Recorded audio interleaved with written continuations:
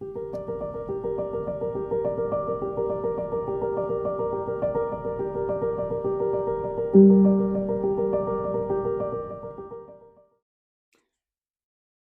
is Monday of Holy Week. Carolyn and I want to share the story behind a beloved hymn, The Old Rugged Cross, written in 1913.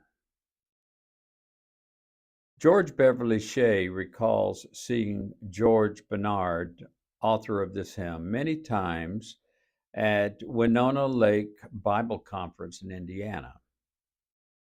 Though a good preacher, he would sometimes sing, wrote Mr. Shea. His voice was not trained or out of the ordinary, but he had great feeling and expression and could really put over any hymn. I remember how moved I was the first time I heard him sing his own The Old Rugged Cross. What a distinguished looking man, slight of build, short, with glasses. The most memorable thing about him was his long white hair. George Bernard was born in Youngstown, Ohio, shortly after the end of the Civil War. His father, a coal miner, moved the family to Iowa, and there George came to Christ through the ministry of the Salvation Army.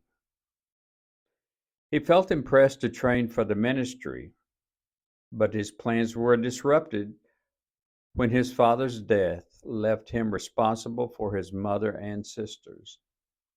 He was 16 years old. Instead of theological school, he worked by day and devoted his spare time to books. Eventually, George's obligations lessened and he was able to move to Chicago, marry, and begin a ministry with the Salvation Army. Later, he was ordained by the Methodist Episcopal Church and became a traveling evangelist. On one occasion, after a difficult season of ministry, George realized he needed to better understand the power of the cross of Christ.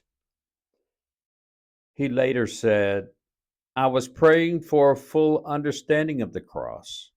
I read and studied and prayed. The Christ of the cross became more than a symbol. It was like seeing John 3:16 leave the printed page, take form, and act out the meaning of redemption. While watching the scene in his mind's eye, the theme of the song came to me. It took several months for the words to formulate in his mind. As he preached through the Midwest, George would carry the words with him, working on them, polishing them, and sometimes singing them in his meetings. He always struck a chord with his audiences. At last, his hymn finished, George went to the home of his friends, Reverend and Mrs. L. O. Boswick, and sang it for them. After the last note, he looked at them and said, Will it do? The Boswicks were so moved that they helped pay the fees to have it printed, and it soon began appearing in hymn books across America. And now reflect on this story as Carolyn plays an arrangement of the Old Rugged Cross.